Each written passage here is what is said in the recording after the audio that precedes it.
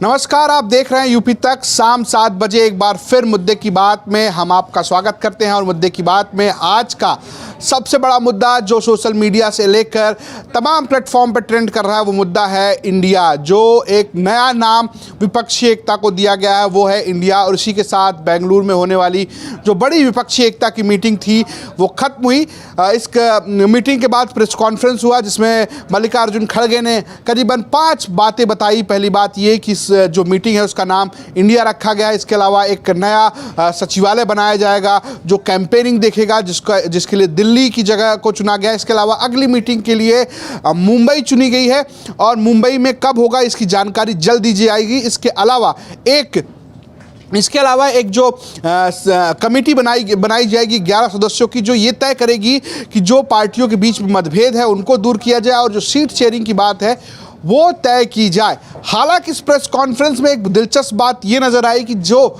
नीतीश कुमार इस पूरे गठबंधन को बनाने में सबसे सक्रिय रहे वो बिना बोले निकल गए। अखिलेश यादव, जयंत चौधरी जो उत्तर प्रदेश से गए थे, कृष्णा पटेल, इन लोगों ने भी कोई बातचीत नहीं की उस प्रेस कॉन्फ्रेंस में। जबकि पिछली बार अखिलेश यादव ने एक बहुत छोटा सा एक कह सकते हैं एक स्पीच दी थी, वो इस बार गायब रही।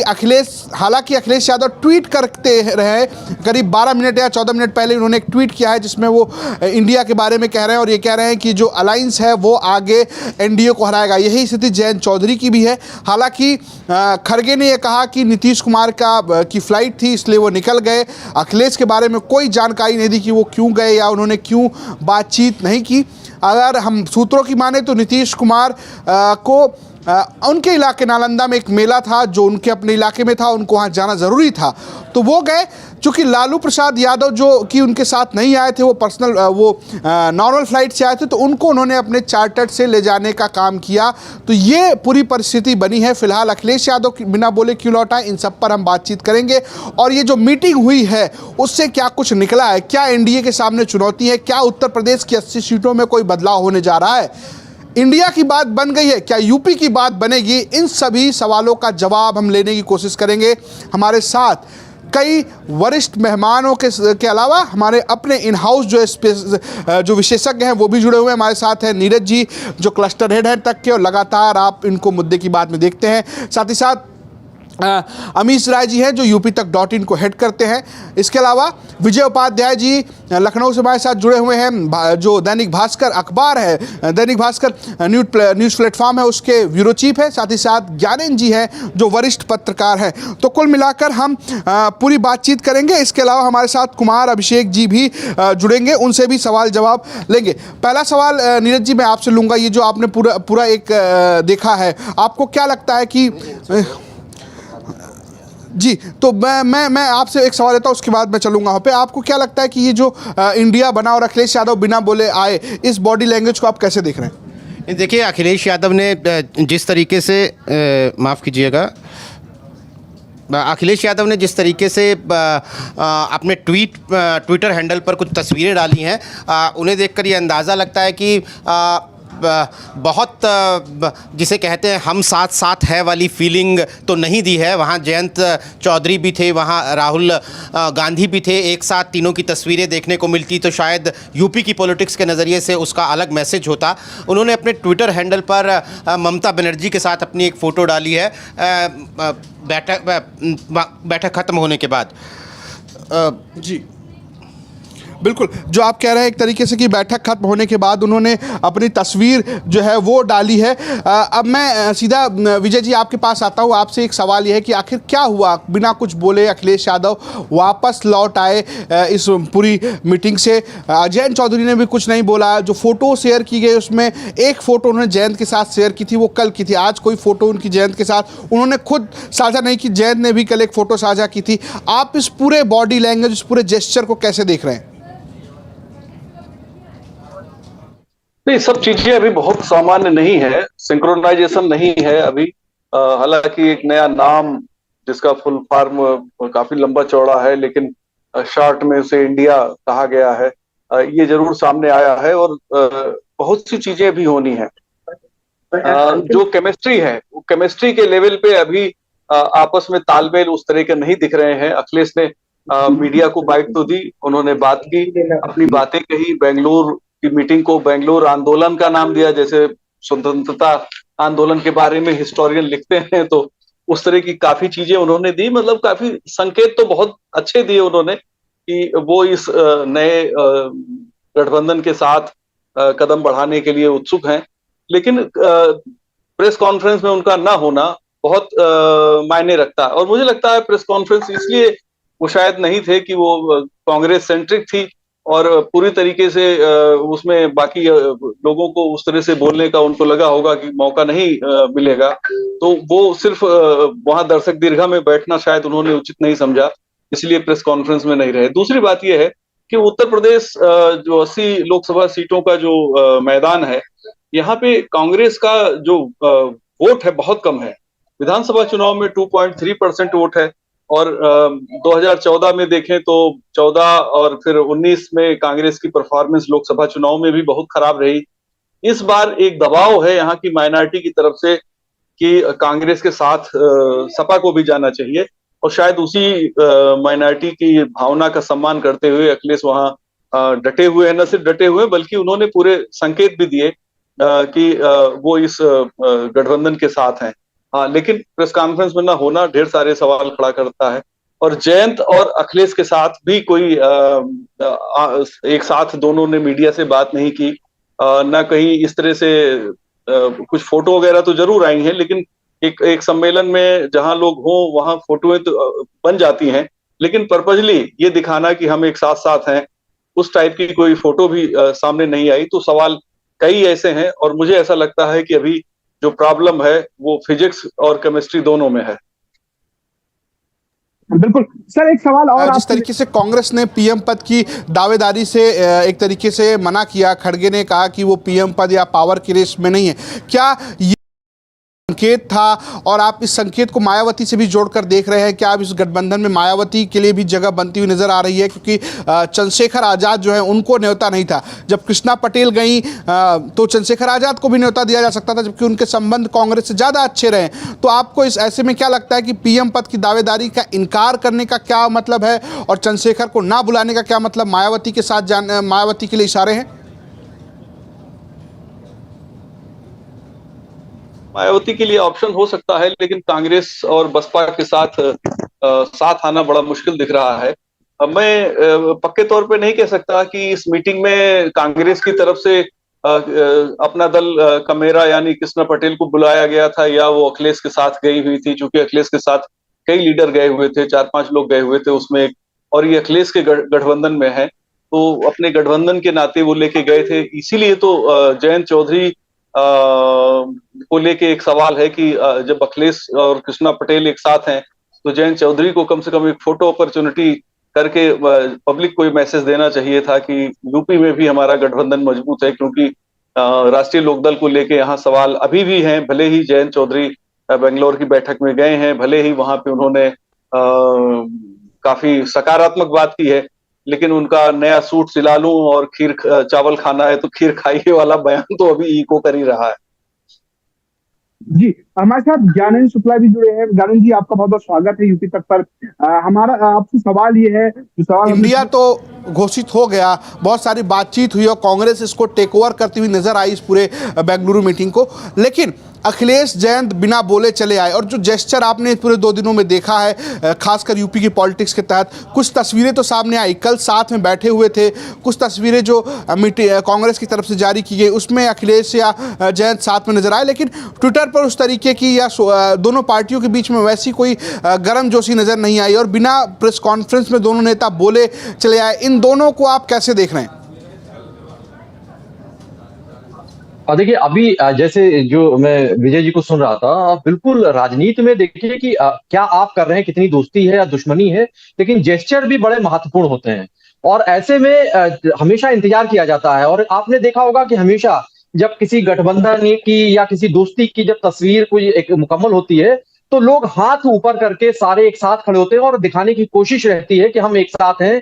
तो यहां पर भी ऐसा ही लोग उम्मीद कर रहे थे, और खासतौर से जयंत चौधरी को लेकर कई सवाल जो आप भी बात कर रहे हैं, और ये सवाल तमाम लोगों के जहन में है कि जयंत चौधरी ने, क्योंकि खुद ही कई सारे ऐसे ट्वीट किए जिससे तमाम सवाल भी खड़े हुए, तो जाहिर सी बात है कि जयंत चौधरी को शायद, या अखिलेश यादव को भी, अगर वो साथ में आ रहे हैं या फिर कोई बहुत डिफरेंसेस नहीं है, जैसा पहले था 2022 में ऐसा ही चल रहा है, तो फिर उनको शायद कुछ ज्यादा ही ऐसा जेस्चर ऐसा दिखाना भी चाहिए था जिससे वो मैसेज जाता। क्योंकि लगातार जो बातचीत हो रही है कि बीजेपी खेमा एक तरीके से एक फिलर दे रहा है कि ये एक मैसेज आ रहा है कि जयंत चौधरी भी देर सवेर साथ में आ जाएंगे, तो उसको मैसेज को यही वो वक्त होता है कि जब खुद इस बैठक में ये बात सामने आई थी कि तमाम मुद्दे हैं, तमाम डिफरेंसेस हैं, मनभेद नहीं है लेकिन मतभेद हैं, तो वो मतभेद इन्हीं तस्वीरों के जरिए शायद हल होता दिखता है। ये राजनीति में परंपरा रही है, फिलहाल ऐसा होता नहीं दिखा है, इसके अभाव में ही कयास और भी ज्यादा तेज हो गए हैं तमाम।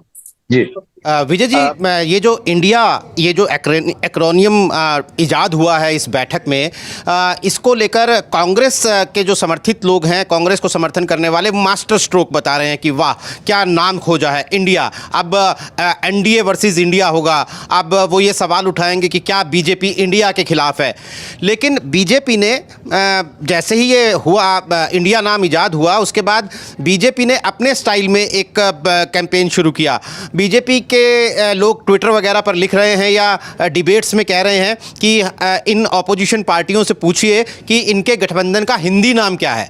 ये हिंदी कहाँ, मतलब हिंदी बोलने वाले लोगों को क्या समझ में आएगा ये जो इंडियन डेमोक्रेटिक अलायंस पूरा जो नाम है, बहुत ही मुश्किल नाम है। तो ये आप यूपी के नज़रिए से मैं आपसे समझना चाहता हूँ कि ये नाम यूपी जैसे हिंदी भाषी प्रदेश में राजनीतिक नज़रिए से वोटर को कितना लुभा पाएगा, और क्या ये वाकई मास्टर स्ट्रोक है यूपी के नज़रिए से? देखिए, एक तो नाम को लेके भी बड़ी दुविधा रही काफी।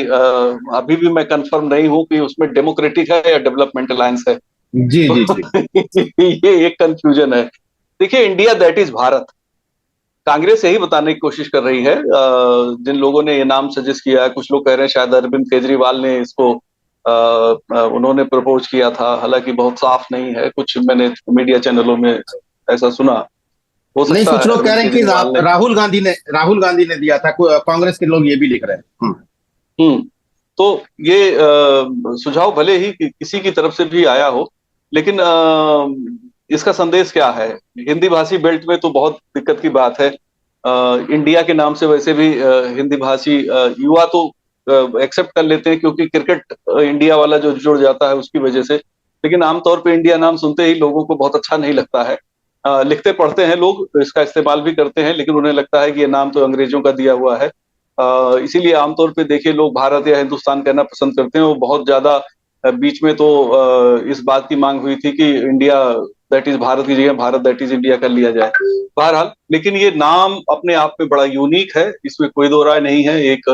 एक राष्ट्रीय एकता और जो राहुल गांधी जी कहते हैं कि इंडिया के लिए वो सब चीजें इसमें हैं, एक मैसेज देने की कोशिश है। थोड़ा लेफ्ट ओरिएंटेड मूवमेंट टाइप का ये नाम दिखता है। जो आमतौर पे जो लेफ्टिस्ट ऑर्गेनाइजेशन है वो इस तरह की चीजों को आगे करके अपने आंदोलन वगैरह करते हैं, तो थोड़ा सा उसका फ्लेवर इसमें मुझे दिख रहा है। लेकिन कम्युनिकेशन की प्रॉब्लम तो है, हिंदी इसका तर्जुमा जो होगा उसमें बहुत दिक्कत हो जाएगी। इंडिया दैट इज भारत करना पड़ेगा, तो फिर भारत का फुल फॉर्म को लेके अलग बात हो जाएगी। कई चीजें ऐसी हैं। देखिए, अभी ये 2 बैठकें हुई हैं और अभी 10 महीने, करीब 10-11 महीने आपका लोकसभा का चुनाव है, और इस अगले 2-3 महीने में इनकी अभी मुंबई में जब बैठक होगी तब क्या चीजें और सामने आएंगी। सीट शेयरिंग को लेकर क्या पूरा मैदान पंजाब और दिल्ली में आम आदमी पार्टी के लिए कांग्रेस छोड़ेगी? उत्तर प्रदेश में क्या वो सिर्फ 1 या 2 सीटों पर लड़ेगी, या समाजवादी पार्टी से वो ज्यादा सीटों की मांग करेगी? इस तरह से बहुत से सवाल हैं। जेडीयू के बारे में भी कहा जा रहा है यूपी में वो सीट मांग सकती है समाजवादी पार्टी से। ऐसे ही जो कांग्रेस वाली स्टेट हैं वहां क्या होगा? कई तरीके के अभी सवाल हैं, जिन सवालों का हल शायद इस गठबंधन में बैठे हुए लोगों के पास होगा। उन्होंने इसके कोई मास्टर प्लान कर रखा होगा, लेकिन शुरू से अगर किसी चीज में एकदम क्लियरिटी होती है तो जनता को कम्युनिकेट अच्छे ढंग से होता है वो मैसेज। और अगर ये पटना की बैठक के बाद ये दूसरी बैठक हुई, दूसरी बैठक में नाम सामने आता है लेकिन केमिस्ट्री सामने नहीं आ पा रही है। अब इनको नेताओं के बीच की, दलों के बीच की जो केमिस्ट्री है वो सामने रखना पड़ेगा। और मुझे लगता है अगर ये अपना जो कॉमन मिनिमम प्रोग्राम है वो लाने में अगर 2-3 महीने देर करेंगे ये, तो उससे इनको निश्चित तौर पे नुकसान होगा। और बहुत महत्वपूर्ण बात है कि आज जिस तरीके से प्रधानमंत्री ने इस नए अलायंस को लेकर या मीटिंग को लेकर जो अटैक किए हैं, यानी उन्होंने इतने क्वेश्चन मार्क लगाए हैं कि ये मैसेज देने की कोशिश, मुझे लगता है 2 तरीके से उसको जनता देख सकती है। जो भाजपा समर्थक हैं वो तो कहेंगे मोदी जी ने जबरदस्त हमला किया, और जो भाजपा के विरोधी हैं वो कहेंगे कि मोदी जी थोड़ा डरे हुए हैं, क्योंकि इतना ज्यादा उन्होंने इस पे अटैक किया, यानी कि हमारा कुछ अभी फार्मूला सामने नहीं आया, अभी हमारी शेप अच्छे ढंग से नहीं ले पाया है, हम लोग अभी शुरुआती बैठक ही कर रहे हैं लेकिन बीजेपी बौखला गई है। तो इस तरह की एक बहस हो सकती है, लेकिन मेरा भी मानना है कि बहुत से सवाल अभी हैं जिनका हल ढूंढा जाना है। और बहुत सी जगहों पे पार्टियों के तालमेल को लेकर, पश्चिम बंगाल हो, वहां पे बहुत से सवाल होंगे कांग्रेस और सीपीआई सीपीएम को लेकर कि क्या तृणमूल कांग्रेस उनको एकमोडेट करेगी तो फिर विधानसभा चुनाव में क्या करेगी। तो इस तरह के सवाल बहुत से हैं, और इन सारे सवालों को इनको देना पड़ेगा। अच्छा, अगर आप अपना चेहरा नहीं सामने रखेंगे कि ये जो इंडिया अलायंस है, इंडिया है, इसका चेहरा कौन सा है, क्योंकि देखिए अभी भारत की राजनीति में जितने दल हैं वो चेहरों पे ही ताकतवर बने हुए हैं। समाजवादी पार्टी अखिलेश के चेहरे पे है, पहले मुलायम सिंह की थी, अब अखिलेश के है। तृणमूल कांग्रेस ममता बनर्जी के चेहरे पे है। आज के दिन की जो बीजेपी है वो मोदी के चेहरे पे है, इसके पहले अटल जी के चेहरे पे थी। कांग्रेस राहुल गांधी या सोनिया गांधी के चेहरे पे है। केजरीवाल की पार्टी आम आदमी केजरीवाल के चेहरे पे है। ऐसे ही आप देख ले, करीब करीब सभी इलाके में आप एक सीपीआई सीपीएम को छोड़ दें तो ज्यादातर जगहों पे या जो रूलिंग पार्टियां हैं या जिनके सत्ता में हैं या आई हैं एक बार, तो उन सब फेस सेंट्रिक हैं, वन मैन सेंट्रिक हैं। सारा जो पॉलिटिकल जो क्लास है या जो पॉलिटिकल माहौल है, ऐसे में इनको अगर चेहरा देना ही पड़ेगा, क्योंकि बिना चेहरे की जो सियासत है वो शायद तुलना करने के लिए मोदी के सामने जो व्यक्ति खड़ा होगा, जो चुनौती देगा, वो कितना अच्छा भाषण देता है, उस जनता के बारे में कितनी अच्छी उसको जानकारी है। जब तक जनता ये चीजें नहीं देखेंगी, इस मामले में कम से कम प्लस पॉइंट गेन करेगी जो एनडीए है। तो मुझे लगता है कि चेहरे का न होना या चेहरे के बारे में कोई स्पष्ट इनकी धारणा न होना, जैसा वो तो कह रहे हैं कि नहीं होगा, लेकिन हो सकता है आगे की मीटिंगों में वो चेहरा भी ले आए। चेहरा बहुत जरूरी है, और शायद इसलिए भी चेहरा नहीं दे रहे हैं कि अगर वो राहुल को चेहरा देंगे तो अभी तो कोर्ट में उनका मामला पेंडिंग है, तो सवाल खड़ा होगा कि अगर सुप्रीम कोर्ट उन्हें बरी नहीं करता है तब क्या करेंगे। तो एक दुविधा ये भी हो सकती है, लेकिन चेहरा जरूर इसमें महत्वपूर्ण होगा, या फिर कोई जो संयोजक बने, इस जो इंडिया डेमोक्रेटिक अलायंस है, ये इसका कोई संयोजक बने, वो चेहरे के तौर पे सामने आए। मैं आपको अगर 1 मिनट और दें तो मैं ये बताना जरूर चाहूंगा कि जो एनडीए है, एनडीए जब 98 में बना था तो सोशलिस्टों और भाजपाइयों के जरिए ही बना था, और गैर कांग्रेसवाद या कांग्रेस से मुकाबले के लिए वो बना था। जबकि कांग्रेस कोई बहुत मजबूत नहीं थी उस समय, कमजोर परिस्थितियों में थी। 98 में सोनिया गांधी भी राजनीति में आई थी, कांग्रेस बहुत मजबूत हालत में नहीं थी, फिर भी सोशलिस्टों ने, जॉर्ज फर्नांडीज, नीतीश कुमार की पार्टी, शरद यादव, ये सब लोग शामिल थे, और संयोजक तो इसके लंबे समय तक सोशलिस्ट लीडर ही रहे हैं जो एनडीए है। तो ये अपने आप में अगर डिबेट आगे बढ़ेगी तो इस पे भी आएगी कि भाई सोशलिस्टों की चॉइस तो एनडीए थी, नीतीश कुमार भी उसका हिस्सा रहे हैं। तो ये एक जो शुरुआत है, जो जन्म है एनडीए का, वो सोशलिस्टों के सहयोग से हुआ है। तो ये बीजेपी इस पे भी कार्ड खेल सकती है आगे चल के। जी, जो आप बात कर रहे थे एक तरीके से कि किस तरीके से एनडीए और जो कांग्रेस ने लेकिन छोड़ा। एक सवाल चंद्रशेखर आज़ाद को लेकर भी था और चंद्रशेखर आज़ाद ने एक कविता लिखी और जिसको लेकर काफ़ी चर्चा है। उन्होंने लिखा कि मेहनत से बना हूँ, मेहनत का दर्द जानता हूँ, आसमां से ज़्यादा ज़मीं का कद्र जानता हूँ, लचीला पेड़ था जो झेल गया आंधिया, मैं मगरूर दरख्तों का हस्र जानता हूँ, छोटे से बड़ा बनना आसमां नहीं होता, ज़िंदगी में कितनी ज़रूरी है सब्र जानता हूँ, मेहनत बढ़ी तो किस्मत भी बढ़ चली, छलों से छुपी लकीरों का असर जानता हूँ, ज़िंदगी में जो कुछ पाया कभी अपना नहीं माना, क्योंकि आखिरी ठिकाने में मैं आखिरी ठिकाना मैं मिट्टी का घर मानता हूँ। और इस कविता के बाद ये चर्चा शुरू हुई कि चंद्रशेखर आज़ाद ने ये लाइन जो है उनके न बुलाए जाने पर वो एक संकेत के तौर पर दिखा है। हालांकि यूपी तक से बातचीत में उन्होंने कहा कि मेरी इस कविता का विपक्षी एकता की बेंगलुरु मीटिंग से जोड़कर न देखा जाए, 21 जुलाई को दिल्ली में कार्यक्रम था, इस वजह से मैं बिजी था। ये उनका अपना जवाब है। अमीश जी, आप कुछ सवाल पूछ रहे थे। जी, मैं ज्ञानंद जी के पास आऊँ सवाल लेकर, उससे पहले रजत, चूँकि विजय जी बता रहे थे वो इंडिया और भारत वाला जो किस्सा, तो मैं बताना चाहूँगा अपने दर्शकों को कि जो बीजेपी के नए नए आप कह लीजिए कि जो पोस्टर बॉय हैं, हेमंत बिस्वा शर्मा असम के सीएम, उन्होंने तो यहाँ तक ट्वीट कर दिया है सर कि इंडिया और भारत के बीच की जो हमारी लड़ाई है बहुत बरसों पुरानी लड़ाई है और इंडिया कॉलोनियल माइंडसेट का प्रतिनिधित्व करता है और इस लड़ाई को हम जारी रखेंगे और भाजपा जो है वो भारत के लिए है। तो उसको तो खैर बीजेपी अपने हिसाब से टैकल कर रही है कि उसको इंडिया को कैसे टैकल करना है। लेकिन ज्ञानंद जी, मैं आपके पास आता हूँ सवाल के साथ कि जब पटना की विपक्षी दलों की बैठक हुई तो उसमें केजरीवाल की नाराज़गी के बड़े चर्चे हुए। केजरीवाल मीटिंग से निकले और नाराज़गी जाहिर करते हुए दिल्ली लौट आए, ऐसा कहा गया। लेकिन इस बैठक से ठीक पहले एक समझौता हुआ बड़ा और कांग्रेस ने ऐलान किया कि वो अध्यादेश का विरोध करेगी। केजरीवाल का जो मांग थी कांग्रेस ने उसको मान लिया और उसके बाद इस बार सबके चेहरे खिले रहे। इवन ये तक चर्चा हुई कि राहुल गांधी प्रपोजर रहे इंडिया नाम के और उस पर सर्वसहमति बन गई। तो ये तो इस संकेत को आप कैसे देखेंगे कि जो विपक्ष के बीच में ये जो बार बार सवाल उठ रहा है कि विपक्षी एकता के सामने सबसे बड़ी चुनौती तो यही है कि दिल्ली में केजरीवाल और कांग्रेस के बीच की भिड़ंत है और देश में वो एक साथ आने की कोशिश कर रहे हैं। उत्तर प्रदेश में कांग्रेस सपा के गठबंधन का हिस्सा नहीं है और देश में वो एक साथ आने की कोशिश कर रही है।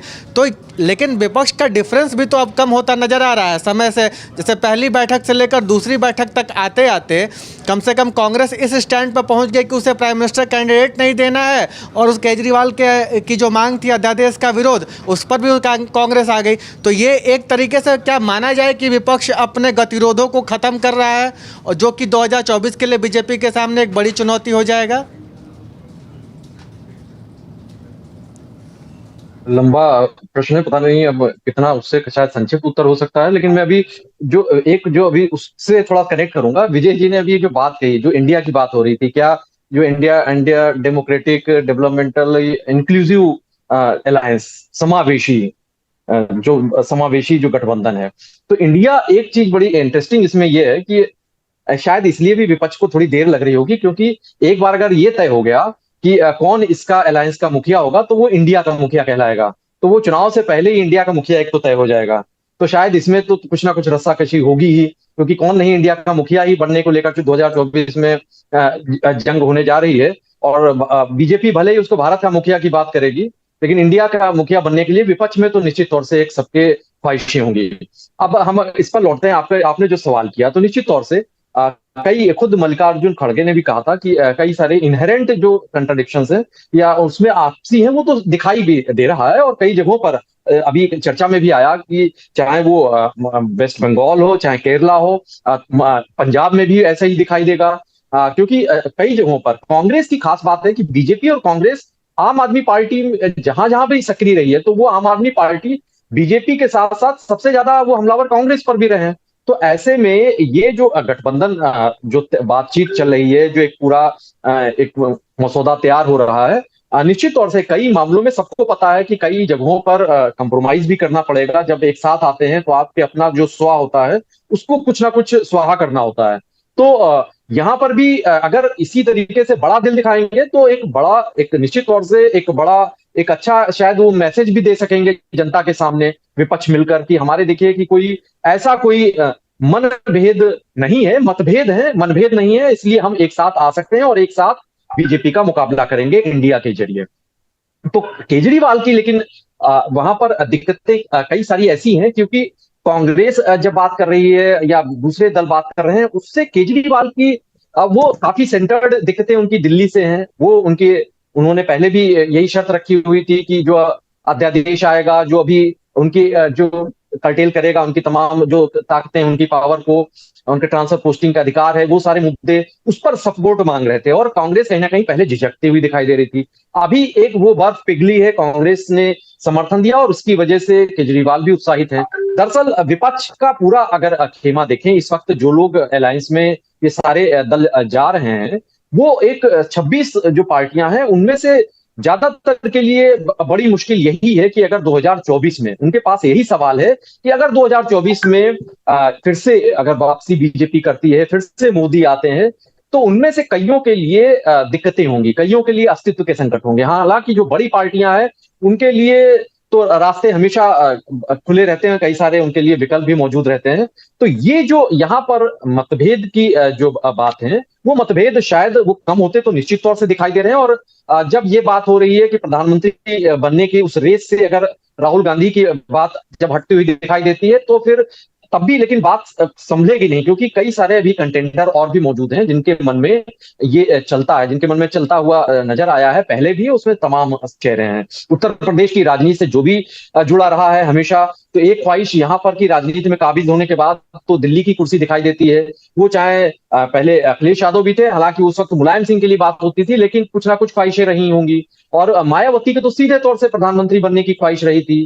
कांग्रेस में तो भले ही वो एक सीट जीतते रहे हों, 2 सीटें जीतते रहे हों, लेकिन वो तो उनकी एक इच्छा वहां पर कांग्रेसियों की या उस पार्टी से जुड़े लोगों की रही है। तो ये एक तो नेता की खुद की इच्छा और उसके जो समर्थक हैं उनकी भी इच्छाएं, वो उनको भी उनका सामंजस्य भी जरूरी है। और चूंकि हमेशा हमने ये देखा है कि उत्तर प्रदेश के परिप्रेक्ष्य में ही अगर बात कर लें, तो ये भी ऐसा भी नहीं है कि जैसे कि कई बार गठबंधन, चाहे वो बीजेपी की बात कर लें, चाहे ये इनके अभी विपक्ष के गठबंधन की बात कर लें, तो ये जो गठबंधन होते हैं ये दरअसल बिल्कुल एक अरिथमेटिक अंकगणित के तरीके से होते हैं। वो ये मान के चलते हैं कि इतने वोट हमारे हैं, इतने वोट दलित, जैसे 2019 की बात ले लें तो बीएसपी और सपा साथ में आए ऑलरेडी थे, तो उनको लगता था कि हम इतने वोट हमारे साथ हैं, इतने और वोट 21% उनके मिल जाएंगे, उनके 20 मिल जाएंगे, तो वो 40 के ऊपर चले जाएंगे। लेकिन दरअसल राजनीति में वो अंगणित काम करती नहीं है। राजनीति में 3 + 2 5 नहीं होते हैं, कई बार 3 + 2 4 ही रह जाते हैं।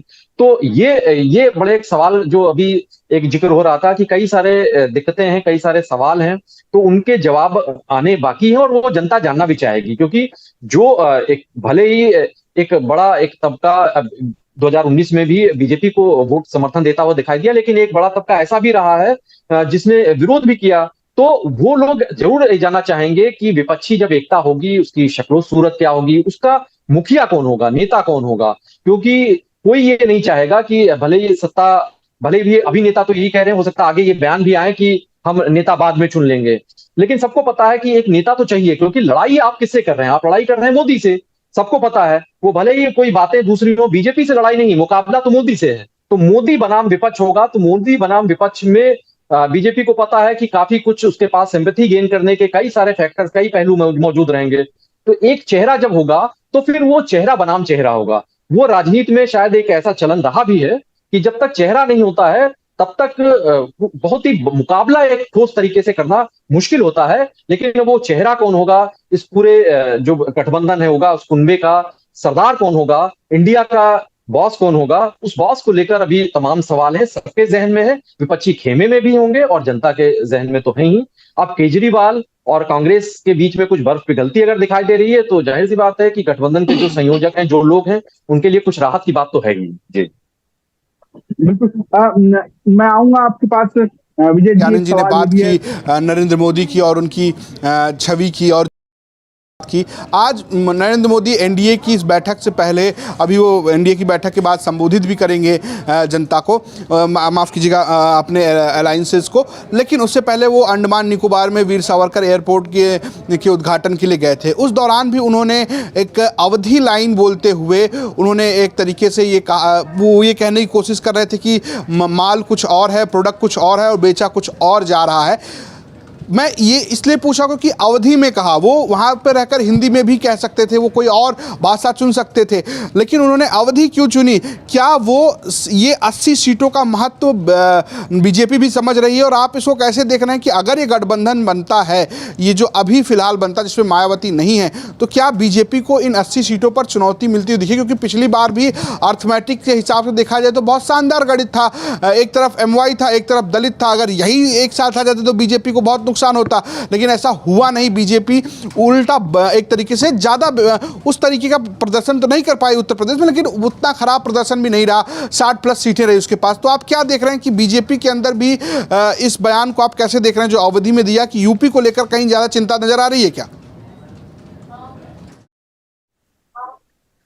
हाँ, निश्चित तौर पे देखिए, उत्तर प्रदेश की 80 सीटें और उत्तर प्रदेश से होके दिल्ली का रास्ता, ये बहुत इंपॉर्टेंट है और ये फ्रेज हमेशा यूज किया जाता है।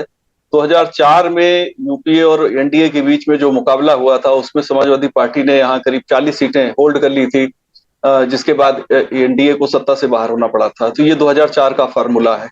कांग्रेस शायद इस बात को नहीं समझ रही है कि उत्तर प्रदेश में अगर भाजपा को घेरना है तो उसमें लीडरशिप सपा को देनी पड़ेगी, क्योंकि क्रेडिबिलिटी के मामले में समाजवादी पार्टी और कांग्रेस में समाजवादी पार्टी भारी पड़ती लगातार नजर आ रही, आंकड़े इसके गवाही दे रहे हैं। और जो 2019 में बसपा की जो 10 सीटें आई भी, वो शुद्ध बसपा की थी ऐसा तो था नहीं, वो समाजवादी पार्टी की बदौलत थी। और वो 10 सीटें उनको इसलिए भी मिल गई क्योंकि जो अच्छी सीटें थी, जहां जीतने का समीकरण ज्यादा अच्छा था, वो सीटें बसपा ने पहले ही ले लिया था। तो मुझे ऐसा लगता है कि ये जो अवधि में दिया है प्रधानमंत्री ने, वो एक हिंदी बेल्ट को पूरे संदेश दिया है, क्योंकि हिंदी में बहुत से डायलेक्ट है उसमें। हालांकि भोजपुरी वाले अपने को अलग करते हैं, लेकिन भोजपुरी भी हिंदी का ही डायलेक्ट है, ब्रिज है, अवधी है, मालवी है, तमाम डायलेक्ट हिंदी में चलते हैं। और अवधी में बोल के उन्होंने उत्तर प्रदेश की राजधानी को, जो अवध का हिस्सा है, जो अवधी भाषा वाला बेल्ट है, एक तरीके से वो भी शायद संदेश देने की कोशिश की होगी उन्होंने। और हिंदी बेल्ट में अगर बीजेपी मजबूत है तो सबसे ज्यादा सीटें तो इसी इलाके में है। दक्षिण भारत में जो परिस्थितियां हैं वो थोड़ा भिन्न है, वहां पे सीटें उतनी ज्यादा नहीं है और पार्टियां भी अलग अलग राज्यों में अलग अलग पार्टियों का होल्ड है। कांग्रेस भी वहां इतनी मजबूत नहीं है, बीजेपी मजबूत नहीं है तो कांग्रेस भी मजबूत नहीं है, तो वहां तो एक भिन्न प्रकार का समीकरण काम करता है। लेकिन ये जरूर है कि अभी जैसे प्रधानमंत्री आवास जिस तरह से 1,44,000 उत्तर प्रदेश को दिए गए, वो भी जिन राज्यों ने उसको कंज्यूम नहीं किया, वहां से वो जो सरप्लस था वो निकाल के उत्तर प्रदेश को दे दिया गया। तो उत्तर प्रदेश पे फोकस बहुत है। आप देखिए पिछले 1.5 साल में 58,000 नियुक्ति पत्र बांटे गए जो सरकारी नौकरियों के हैं, और पिछले 45 दिन में उसमें से सिर्फ हेल्थ डिपार्टमेंट में करीब 11,000 10,781 नियुक्ति पत्र योगी जी ने बांटा है। और मुझे याद है कि जब प्रधानमंत्री मोदी ने कहा था कि हम 4 लाख नौकरियां देंगे इतने दिन में, फिर केंद्र सरकार ने भी अपने नियुक्ति पत्र वितरण समारोह शुरू किए थे, तो वो सिलसिला उत्तर प्रदेश में भी चल रहा है और नीति आयोग की रिपोर्ट भी आ गई है। तो एक तरीके से कहा जाए तो उत्तर प्रदेश में बहुत ज्यादा फोकस है। और मुझे लगता है कि पिछली बार की जो उत्तर प्रदेश की कमी थी 10 सीटों की, यानी कि 14 के मुकाबले 19 में करीब इनकी 9 सीटें कम थी, तो वो रिकवर करना इनका एक मुख्य मकसद है। इसीलिए 80 की 80 सीटें जीतने की बात बीजेपी करती है, और ये 9-10 सीटें अगर बढ़ती हैं यहाँ से तो वो उस कमी को भरपाई करेगी कि अगर पश्चिम बंगाल से इनकी 1-2 सीटें कम होती हैं, राजस्थान, मध्य प्रदेश, जहां 100% इनकी सीटों पे इनका कब्जा है, वहां पे अगर कुछ कम होती हैं सीटें, तो यहाँ से रिकवरी हो सकती है, भरपाई उसकी यहाँ से हो सकती है। एनडीए में बीजेपी का मकसद 2024 में जो मुख्य मकसद है वो बीजेपी का अपने दम पे बहुमत होना, और एनडीए के साथ उसके बाद जो सरप्लस सीटें आ जाएं, जैसी स्थिति 2014 और 2019 में बनी थी वैसी ही स्थिति ये 2024 में भी चाहते हैं। अन्यथा प्रधानमंत्री पर दबाव शुरू कर देती हैं पार्टियां, और बीजेपी उस तरह की स्थिति नहीं चाहती है।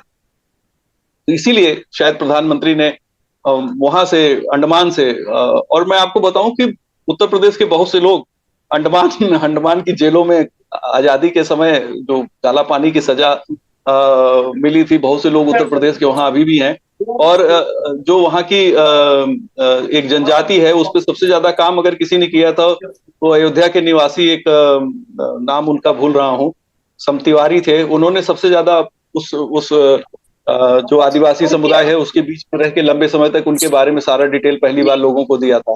तो एक लंबा जुड़ाव भी है, मतलब अवध के इलाके का और अंडमान का। तो शायद प्रधानमंत्री ने जो ये जिक्र किया है, हो सकता है उसका एक ये कारण भी रहा हो। लेकिन लोकसभा में चुनाव को लेकर जो जद्दोजहद है, जिस तरह से दोनों गठबंधन अभी पार्टियों के नंबर बढ़ाने में की होड़ में लगे हैं, कोई 26 कोई 38, तो ये जो होड़ है ये एक एक्चुअली मनोवैज्ञानिक युद्ध है। और इस मनोवैज्ञानिक युद्ध में एनडीए अपने को आगे रखना चाहता है, बढ़त बना के दिखाना चाहता है। भले ही उनके पास जो दल हैं उनके पास लोकसभा की सीटें ना हो, जैसे हम लोग अभी आजाद समाज पार्टी के चंद्रशेखर आजाद की बात कर रहे हैं।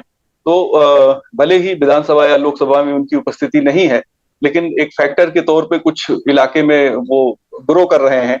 अगर कोई अच्छा सपोर्ट उनको मिलेगा, जैसे सुहेलदेव भारतीय समाज पार्टी को भाजपा ने 17 में सपोर्ट किया और इस तरह से उनका कोई समझौता 1-2 सीटों पे हुआ होता 2022 में, तो शायद एक आध वो जीतते भी।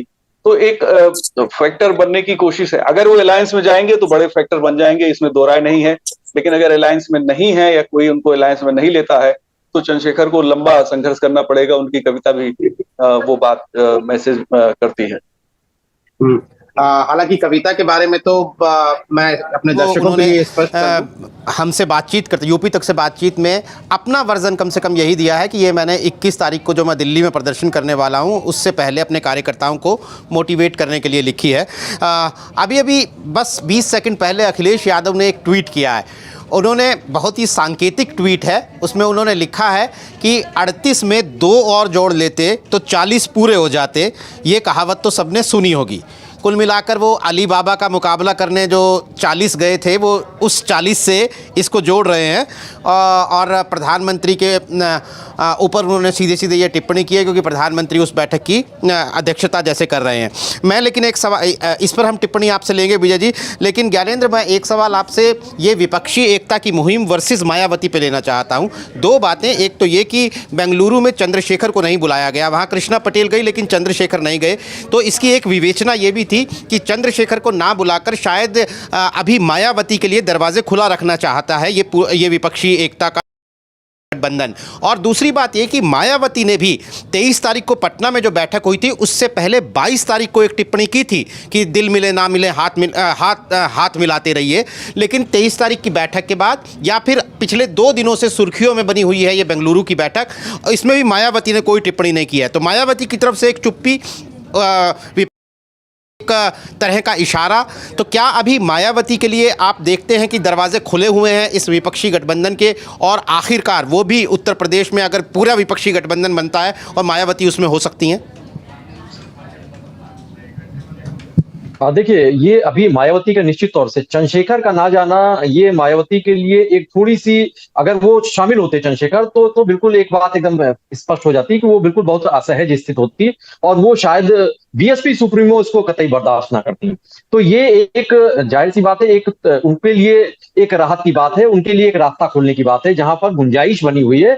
तमाम मतभेदों के बावजूद ये गुंजाइश बनी हुई है कि कुछ बातचीत हो सकती है। लेकिन अभी भी जो बीएसपी की राजनीति को जानते हैं, मायावती को जानते समझते हैं, मायावती इतनी आसानी से, उसमें से बड़े पहलू हैं कि एक तो वो गठबंधन में कैसे शामिल होंगी और क्या होगा वो तो एक अलग मुद्दा है, लेकिन बीएसपी के समर्थक रहे हो, मायावती के जो सपोर्टर्स हैं, उनकी पार्टी के नेता हैं, वो मायावती को उत्तर प्रदेश की मुख्यमंत्री के बाद वो जब भी बात होती रही है मायावती को प्रधानमंत्री बनने की बात करते रहे हैं।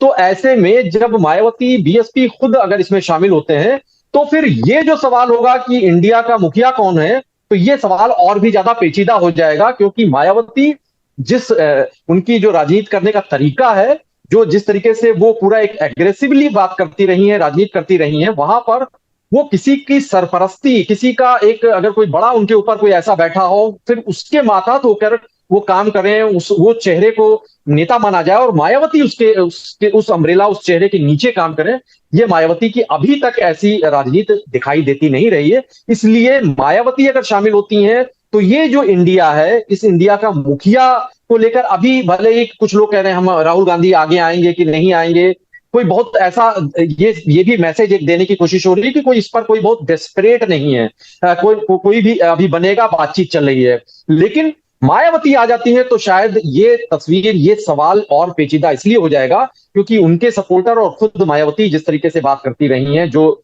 बयान देती रही हैं, तो वो प्रधानमंत्री पद के लिए या फिर इंडिया का जो ये संगठन है, जो गठबंधन होगा, अलायंस, इंक्लूसिव अलायंस, इस अलायंस में अगर इंक्लूड होती है मायावती, तो नेता बनने के लिए तो फिर वो किसी को दूसरे का नेतृत्व तो मुझे लगता नहीं है कि वो इतनी आसानी से स्वीकार कर लेंगी। वो अपनी शर्तों पर राजनीति करती रही हैं और फिर उनके लिए शायद वो बेहतर ज्यादा होगा कि वो फिर बिना किसी गठबंधन के वो आगे बढ़े। हालांकि उत्तर प्रदेश में चर्चा ज्यादातर ये होती रही है कि कांग्रेस के साथ बीएसपी के गठबंधन की काफी बातें होती रही हैं, लेकिन अभी हाल फिलहाल जो ट्रेंड दिखाई देता रहा है उसमें कांग्रेस और समाजवादी पार्टी ज्यादा एक दूसरे के साथ सहज हो रहे हैं। तो ऐसे में मायावती के लिए अभी कुछ भी कहना जल्दबाजी होगी, और अगर मायावती इसमें आगे बढ़ती हैं, शामिल होती हैं, तो फिर सवाल और भी ज्यादा गहरे होंगे और भी ज्यादा पेचीदे हो जाएंगे। जी विजय सर, ये बात तो वाजिब है पक्ष कि के सामने सवाल ऐसे हैं जो उनके गतिरोध को दर्शा रहे हैं, और जैसा ज्ञानंद जी भी कह रहे थे कि मायावती की एंट्री इसको और पेचीदा ही बनाएगी। लेकिन मेरा आपसे सवाल एक दूसरा है सर कि चलिए विपक्ष तो 26 पार्टियों के गठबंधन को की ताकत दिखाने की कोशिश कर रहा है, लेकिन बीजेपी भी तो इसके लिए उतर गई है ना 26 बनाम 38 को लेकर, कि हमारे साथ 38 राजनीतिक दल हैं। कल जेपी नड्डा ने ये घोषणा किया, ऐलान किया, और आज पीएम मोदी सारे दलों से मिल रहे हैं। तो बीजेपी को ये 26 बनाम 38 की सियासत में क्यों उतरना पड़ा? क्योंकि बीजेपी तो लगातार ये मैसेज देने की कोशिश कर रही है कि एक अकेले के खिलाफ सब लड़ रहे हैं, यानी मोदी के खिलाफ सब लड़ रहे हैं। तो अब 26 बनाम 38 का नैरेटिव बीजेपी पेश कर रही है। तो क्या ये बीजेपी का डेस्परेशन है, या बीजेपी इसके पीछे क्या रणनीति आप देख रहे हैं बीजेपी की? इसको हम डेस्परेशन कह सकते हैं, क्योंकि जिस तरीके से उत्तर प्रदेश में दो बड़े बदलाव दिखाई दिए इस 18 के पहले। एक तो सुहेलदेव भारतीय समाज पार्टी का एनडीए में शामिल होना, और दूसरा दारा सिंह चौहान जो बीएसपी के बहुत मजबूत नेता थे, एक दौर में 2 बार राज्यसभा सदस्य, 1 बार लोकसभा सदस्य रहे। वो जब बीजेपी में गए थे, फिर वो विधानसभा चुनाव के पहले सपा में चले गए, और जो 3 मंत्री गए थे उसमें अकेले यही व्यक्ति थे जो चुनाव जीते थे। स्वामी प्रसाद मौर्य और धर्म सिंह सैनी चुनाव हार गए थे, तो ये तुरंत स्विच करके बीजेपी में शामिल हो जाते हैं।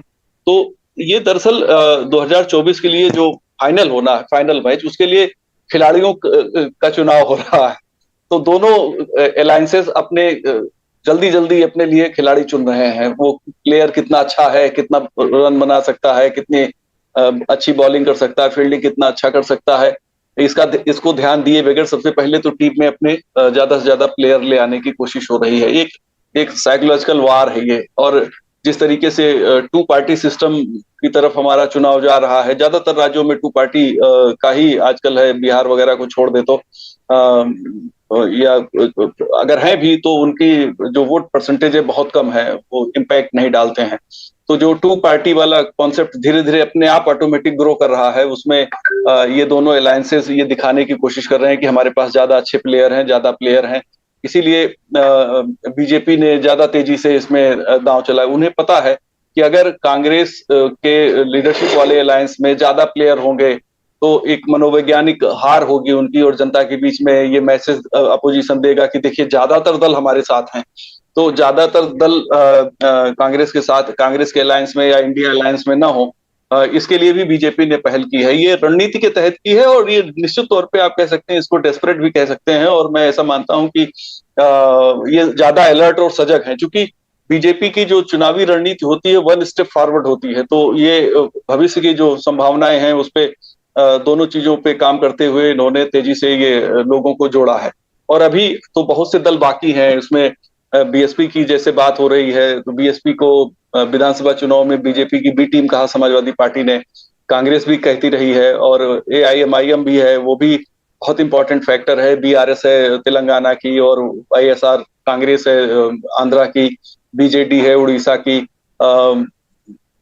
तो इन लोगों का अभी तो क्लियर ही नहीं है कि किसके साथ हैं, या फिर अगर इन दोनों अलायंस को बहुमत नहीं मिलता तो हंग पार्लियामेंट अगर आती है बावजूद इतने बड़े बड़े अलायंस के, तो इन दलों का जो रोल है बहुत इंपॉर्टेंट होगा, क्योंकि इनके पास भी मेंबर ऑफ पार्लियामेंट होंगे जो बैलेंस ऑफ पावर का काम करेंगे।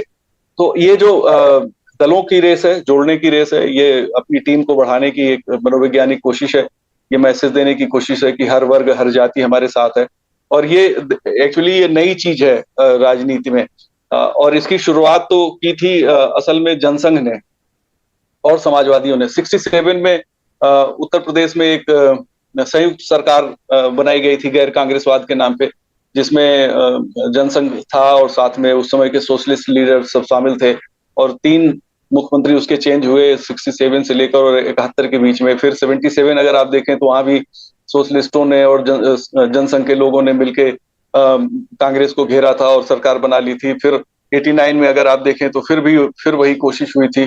तो अलायंस करने की जो परंपरा है वो कांग्रेस में नई है, और ये अपोजिशन में बहुत पुरानी है। खासतौर पे जो समाजवादी और भाजपा के नेता हैं, इनका अलायंस करने का हुनर बहुत पुराना है, और ये अपने उस हुनर को अच्छे से साबित करने की कोशिश कर रहे हैं। देखिए, नरसिम्हा राव ने पहली सरकार चलाई थी अल्पमत की, जो अलायंस की सरकार थी। फिर उसके बाद अटल बिहारी वाजपेयी ने अल्पमत की सरकार 5 साल चलाई थी। तो ये जो दौर है 91 के बाद से ये चीजों को इसने काफी बदला, और 91 से लेकर या 89 से लेकर जब बीपी सिंह के अलायंस की सरकार बनी थी, वहां से शुरू करें तो 2014 के पहले तक अलायंस की राजनीति का दौर रहा है, और मोदी ने उस पूरे डिस्कोर्स को उन्होंने चेंज कर दिया और बहुमत की सरकार आई। भले ही इसके बावजूद उन्होंने अलायंस को कायम रखा। अब वो अलायंस में नंबर ऑफ जो पार्टीज हैं वो घटती बढ़ती रही हैं। तो अभी फिर से वो रेस शुरू हुई है, और ये रेस बहुत महत्वपूर्ण है। अगर इस रेस में जो इम्पोर्टेंट प्लेयर हैं, खास तौर पे मैं स्टेक होल्डर जैसे पश्चिम बंगाल के हैं, उड़ीसा के हैं, तेलंगाना के हैं, आंध्रा के हैं, इनका रोल बहुत महत्वपूर्ण होगा, क्योंकि आम आदमी पार्टी तो इधर झुक गई है, वो गई है, लेकिन अध्यादेश का विरोध करने के बाद क्या आम आदमी पार्टी इस अलायंस का पार्ट रहेगी, अलग होगी, मुझे इसमें बहुत डाउट है, क्योंकि उनकी रणनीति में कांग्रेस के ही फील्ड पे कब्जा करना है। और जो पार्टी गुजरात और अभी मध्य प्रदेश की तैयारी आम आदमी पार्टी कर रही है, क्या वहां विधानसभा चुनाव में आम आदमी पार्टी नहीं कूदेगी? वो नेशनल पार्टी के कैरेक्टर में आ चुकी है। आगे उनको जो जमीन कब्जा करना है वो कांग्रेस की ही है। तो मुझे लगता है कि अध्यादेश पार्लियामेंट की जो ये अभी सेशन होगा मानसून का, इसके बाद शेप शायद और बदलेगा, कुछ नया जुड़ेगा, कुछ टूटेगा, कुछ जुड़ेगा। इस तरह की स्थितियां भी मुझे अंदाजा है कि शायद ऐसा होगा।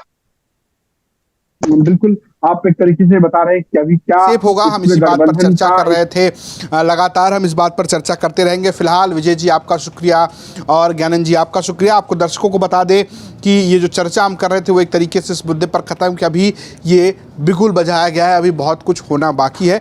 अगली मीटिंग मुंबई में होने वाली है, और एनडीए क्या शेप लेता है ये भी देखने वाली बात है। हालांकि एनडीए के पास सबसे बड़ी ताकत बीजेपी है।